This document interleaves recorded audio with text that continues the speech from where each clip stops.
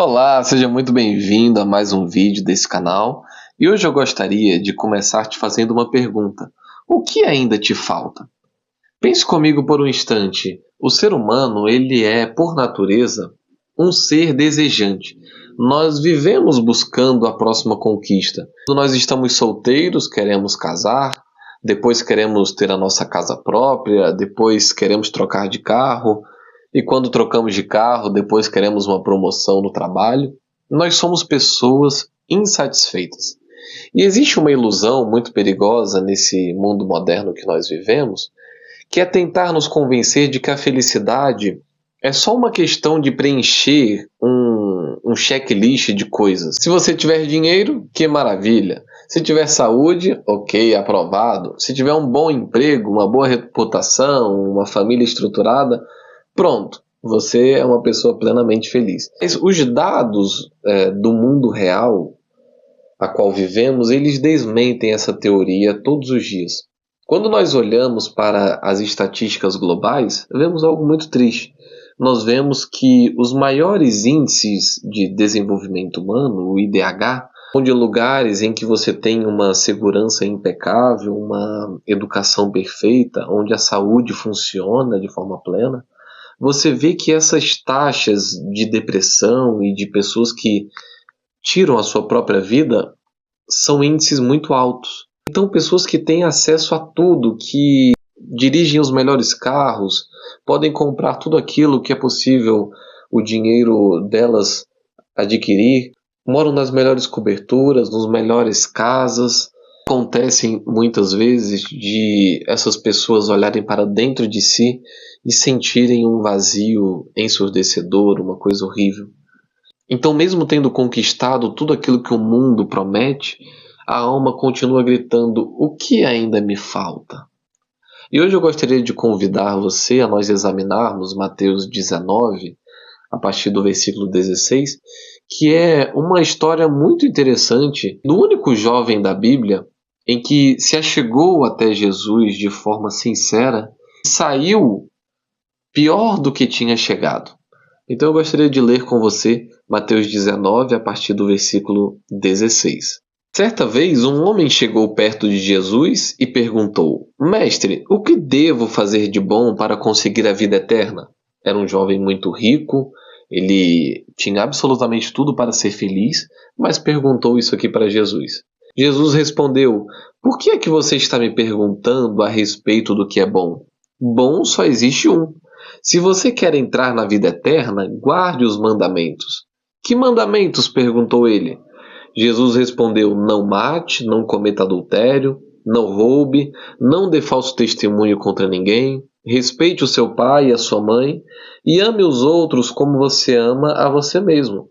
Ele responde para Jesus: Eu tenho obedecido a todos esses mandamentos. O que mais me falta fazer? Jesus respondeu: Se você quer ser perfeito, vá, venda tudo o que tem e dê o dinheiro aos pobres, e assim você terá riquezas no céu. Depois venha e siga-me. Quando o moço ouviu isso, foi embora triste, pois era muito rico. Isso então foi Mateus 19, do 16 até o 22. Essa história do jovem rico que nós acabamos de ler é um homem que tinha absolutamente tudo para ser feliz, mas que teve um encontro revelador e muito doloroso com Jesus Cristo. Esse mesmo texto, essa mesma história, ela aparece também em Marcos e Lucas, além de Mateus que nós lemos. E nós percebemos que esse jovem, ele era o que hoje a sociedade chamaria do cidadão exemplar, do partido perfeito para casar. Primeiro, porque ele era jovem. Então ele tinha força física, tinha vigor, tinha um bom intelecto, ele tinha toda uma vida pela frente. Segundo, ele era um jovem muito rico. Ele era proprietário de muitas terras e naquela época ter terras era o maior sinal de estabilidade econômica que você poderia ter. E terceiro, ele tinha uma posição social elevadíssima. O texto de Lucas, ele nos conta que era um homem respeitado, ele era uma autoridade. Quarto, e talvez o mais impressionante, é que ele era um homem de uma moral inquestionável. Quando Jesus cita os mandamentos para ele, veja a resposta desse rapaz. Ele nunca tinha matado ninguém, ele nunca tinha cometido adultério, ele nunca tinha se envolvido em coisas erradas, sujas, promiscuidade. Ele nunca tinha roubado, a sua fortuna era limpa, era honesta, não tinha esquema de corrupção, não tinha golpe. Ele nunca tinha levantado falso testemunho contra ninguém, ou seja, nunca falava mal de ninguém. E além de tudo isso, ele ainda honrava o seu pai e a sua mãe e amava o seu próximo. Se esse rapaz aparecesse hoje na sua igreja, e você que é pai e tem aí uma filha e ele pedisse a sua filha em casamento, você aceitaria na mesma hora. Ah, esse homem é o homem perfeito, ele é ético, trabalhador, respeitador, educado, é um homem religioso. O Evangelho de Marcos nos conta que esse jovem ele correu ao encontro de Jesus e se ajoelhou. No Oriente Médio, homens nobres e ricos não corriam pelas ruas, porque correr, andar depressa, andar atrasado, era algo estranho, era algo feio, porque mostra que uma pessoa que anda apressada é um sinal de falta de organização. Ela que não conseguiu organizar a sua agenda. Então, isso não acontecia de homens andarem assim, sempre com pressa. Mas a busca daquele rapaz era tão urgente que ele não se importou com a sua reputação, com o que iam pensar sobre ele. Ele vai até Jesus e se prostra. Ele se ajoelha perante Jesus. E o texto bíblico vai dizer algo muito interessante. Fala que Jesus, fitando, ou seja, olhando para ele, o amou. Jesus olhou para a sinceridade daquele jovem e sentiu amor por ele. Mas aquele jovem precisava fazer uma pergunta para Jesus: Mestre, o que farei de bom para herdar a vida eterna, para ter a vida eterna? Tudo isso que o Senhor falou eu tenho feito, eu tenho observado na minha juventude. O que me falta ainda? Por que um homem tão bom, tão correto, tão bem-sucedido, ele sentia que ainda lhe faltava algo? Pense nisso. Por que por trás dessa capa de religiosidade, de boa conduta, aquele jovem estava tão triste? Por que por trás daquela capa de religiosidade, de boa conduta, aquele homem ainda tinha esse questionamento? A resposta é que ele estava profundamente enganado em 3 áreas cruciais da sua vida. Esses mesmos 3 enganos podem estar sufocando a sua vida espiritual hoje. Você está sendo abençoado por esse vídeo, está gostando? Compartilhe, deixe aí o seu like e se inscreva aí no canal. O primeiro engano é que ele estava enganado sobre a salvação. Aquele jovem, ele acreditava que a salvação era uma conquista com o seu braço humano, com a sua força. A pergunta dele revela a mentalidade que ele tinha. O que eu farei de bom para alcançar a vida eterna? Ele achava que a entrada para o céu é como um troféu de que você conquista pelas suas caridades ou pelo seu bom comportamento aqui na Terra. A verdade central da Bíblia, das Escrituras, é de que ninguém é salvo porque é um bom moço, um bom cidadão. Não. Se você pensa que é salvo porque nunca deu um cheque sem fundo ou sempre deu o seu dízimo em dia, no dia correto, não é isso que vai salvar você. A Bíblia é clara em dizer em Efésios 2, 8 e 9, de que pela graça sois salvos mediante a fé. E isto não vem de vós, isso é dom de Deus. E não vem de obras para que ninguém se glorie. Então a salvação não é um pagamento pelo nosso esforço. A salvação é um presente imerecido da graça de Deus. O segundo engano daquele homem é que ele estava enganado sobre si mesmo. Conforme Jesus ia citando os mandamentos, o jovem ia marcando, como eu falei, um checklist mental. Não matar? Ok. Não adulterar? Ok.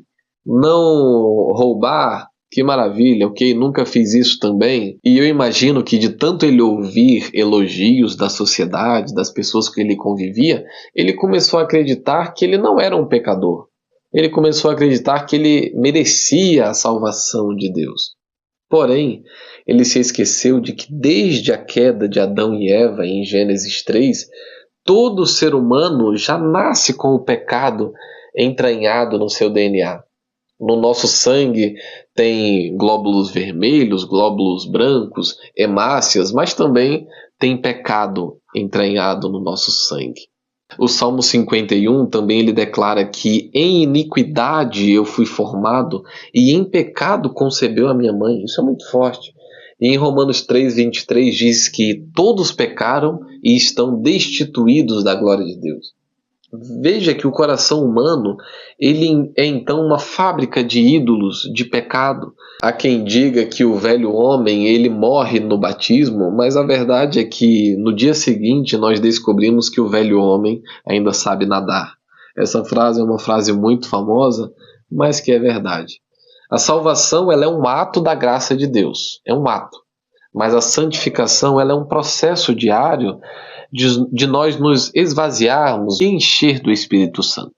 O terceiro engano é que ele estava enganado sobre a lei de Deus. Aquele rapaz achava que a lei servia para atestar a sua perfeição. Mas a lei de Deus ela não é um troféu. A lei de Deus é como se fosse um espelho em que nós olhamos ali pela manhã e vemos que estamos sujos. O espelho ele evidencia a nossa sujeira, o nosso pecado.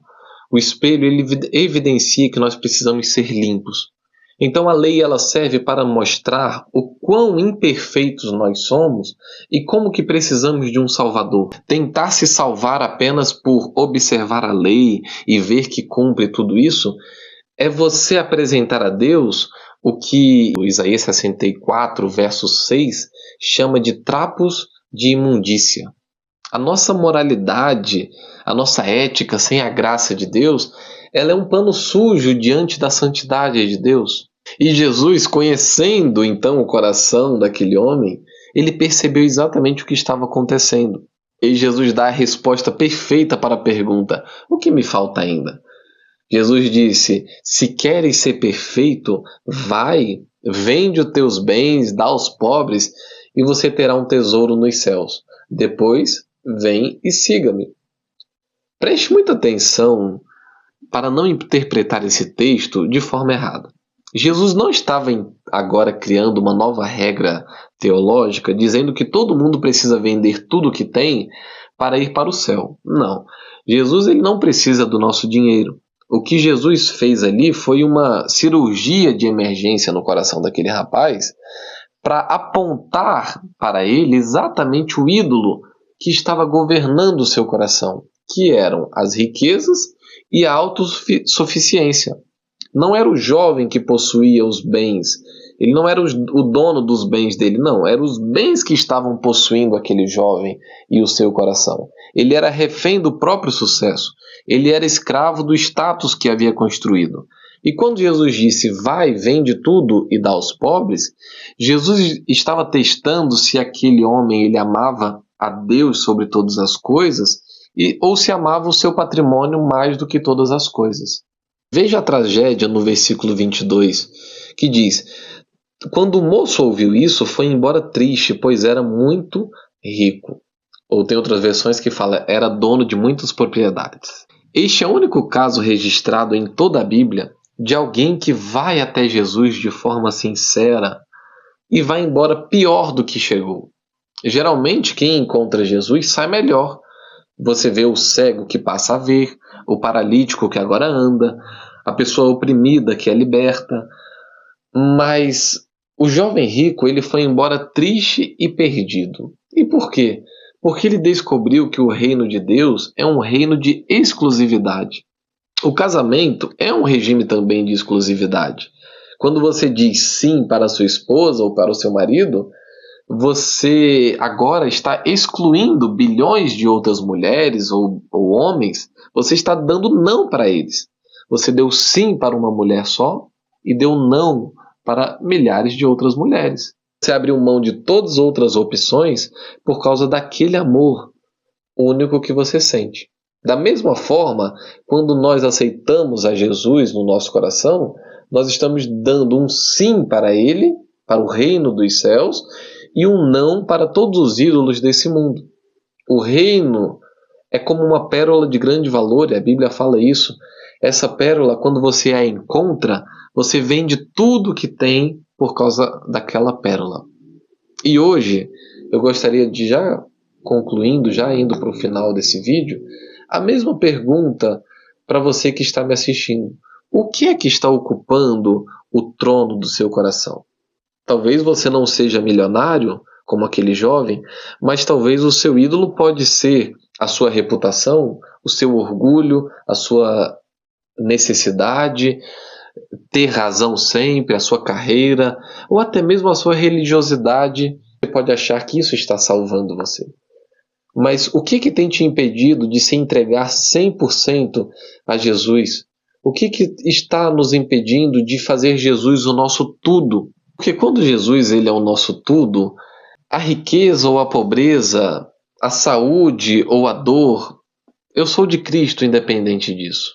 Independente se eu estou sendo aprovado ou criticado pelas pessoas, a minha alma ela encontra a verdadeira paz que só Jesus pode dar. Então eu gostaria que você analisasse o seu coração, a sua vida em relação a isso, e que você ainda hoje pudesse estar orando e clamando a Deus e sendo sincero com Jesus. O segredo é nós sermos sinceros, porque não adianta nós ficarmos usando uma máscara com Jesus, sendo que Ele conhece todo o nosso coração, toda a nossa vida. Se essa mensagem falou ao seu coração, eu gostaria de novamente pedir para você se inscrever aqui no canal e me ajudar a compartilhar esse vídeo e também deixar o seu like aí embaixo. Lembre-se, o que ainda me falta?